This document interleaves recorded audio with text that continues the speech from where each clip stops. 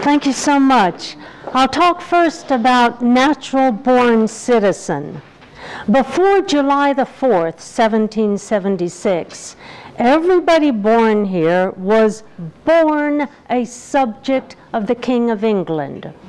So our first presidents, George Washington, John Adams, Thomas Jefferson, James Madison, James Monroe, John Quincy Adams, Andrew Jackson, and William Henry Harrison, who were all born before July the 4th, 1776, were all born as subjects of the King of England. These presidents, along with other free Americans, were transformed into citizens on July the 4th, 1776, by means of our Declaration of Independence. So our first presidents were naturalized citizens, and the Declaration of Independence is the act which naturalized them. Now let's look at our Constitution. It was ratified June the 21st, 1788. Article 2, Section 1, Clause 5 says, and I'll read just the first phrase, "No person except a natural-born citizen or a citizen of the United States at the time of the adoption of this Constitution shall be eligible to the office of President." So our first presidents were eligible because they were citizens at the time the Constitution was ratified. The framers knew what a natural-born citizen was, and they knew they weren't natural-born citizens, so they had to exempt their generation from the requirement of being a natural-born citizen. But after that first generation of presidents was gone, all subsequent presidents were required to be natural-born citizens. So what is a natural-born citizen? In order to understand the genuine meaning of a text, we must use the definition the framers use. Otherwise, texts become like Play-Doh. They mean whatever you want them to mean to get the outcome you want. And Congress could change the definition of terms in the Constitution from time to time by passing a law. Well, that's ridiculous. When our Constitution was drafted and ratified, everybody knew what a natural-born citizen was. Vattel defined it in his book, Law of Nations.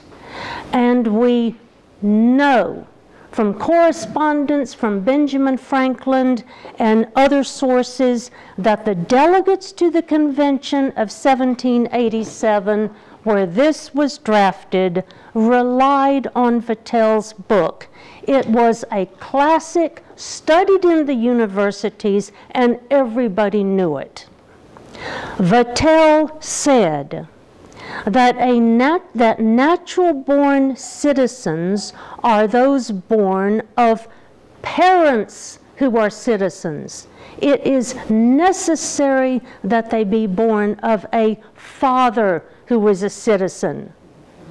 He goes on to say that the place of birth is not significant because it is our extraction, who our parents were, which gives us our rights as natural-born citizens. I printed out what Vattel said. It's 2 pages. Contact me and I'll send you the link to this. Our framers were very concerned about foreign influence. They did not want foreigners with shared loyalty to be president. They wanted only natural-born citizens to be president, people who inherited their citizenship from American parents. Another document from the time of our framing is David Ramsay's 1789 dissertation on citizenship. Ramsay was an historian, a founding father, and a member of the Continental Congress. His dissertation on the manner of acquiring the character and privileges of a citizen of the United States was published in 1789. At the bottom of page 6, Ramsay says, quote, "The citizenship of no man could be previous to the Declaration of Independence, and as a natural right belongs to none but those who have been born of citizens since the 4th of July, 1776. So Ramsay sets forth the understanding of the time that a natural-born citizen is one who is born of citizens.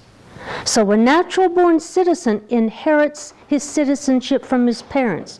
Just as he inherits his eye color, he inherits his citizenship. No provision in the Constitution makes him a citizen, and no act of Congress makes him a citizen.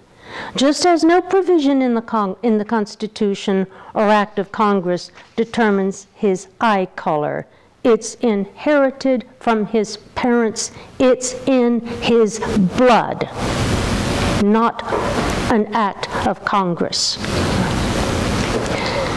Now let's look at Section 1 of the 14th Amendment. There is a difference between a natural-born citizen who inherits his citizenship from his parents by the laws of nature alone, like eye color, and someone who becomes a citizen by operation of a man-made proclamation or law, such as the Declaration of Independence, a clause in the Constitution, or an act of Congress.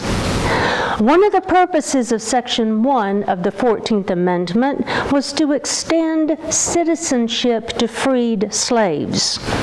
That first generation of freed slaves became citizens by operation of a man-made law, the 14th Amendment. So they became citizens, but they weren't natural-born citizens because they weren't born of parents who were citizens. However, after that first generation of former slaves became citizens, their children were natural-born citizens. So the 14th Amendment has nothing to do with natural-born citizens. The 14th Amendment has to do with the creation of new citizens. Under some people's misreadings of the 14th Amendment, anyone born here is eligible to be president, including babies born to Islamic terrorists. Our framers didn't want that. They wanted only people who were born of parents who were already American citizens to be eligible to be president. And supposedly we would have standards for determining who qualified to be a citizen. And now a few words about Marco Rubio and Ted Cruz. Marco Rubio was born in the United States of parents who were Cuban nationals.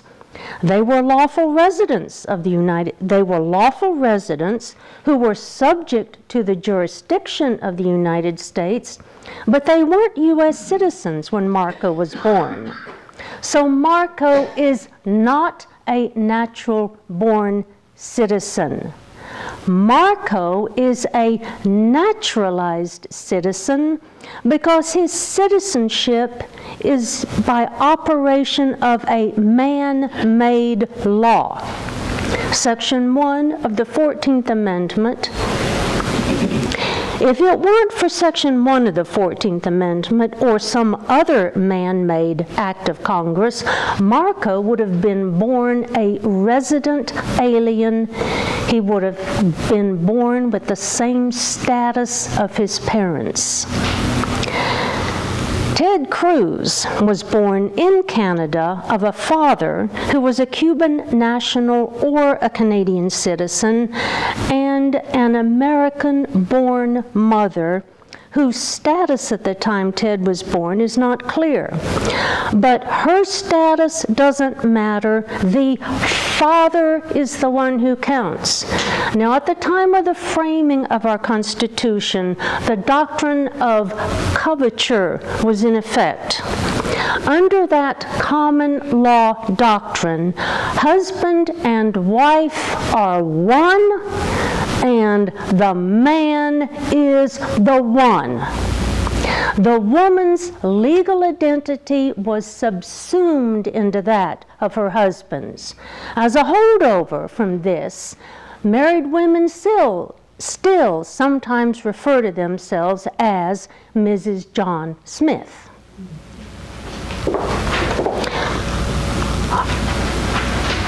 Furthermore, so Ted is not a natural-born citizen. Furthermore, Ted held Canadian citizenship most of his life. He didn't even renounce his Canadian citizenship until less than 2 years ago. I have not seen the original document, obviously, but this certificate is presented on the internet and is presented there as genuine. This certificate acknowledges that Ted formally renounced his Canadian citizenship and stopped being a Canadian citizen on May the 14th, 2014. Contact me and I'll get you copies of these 3 documents.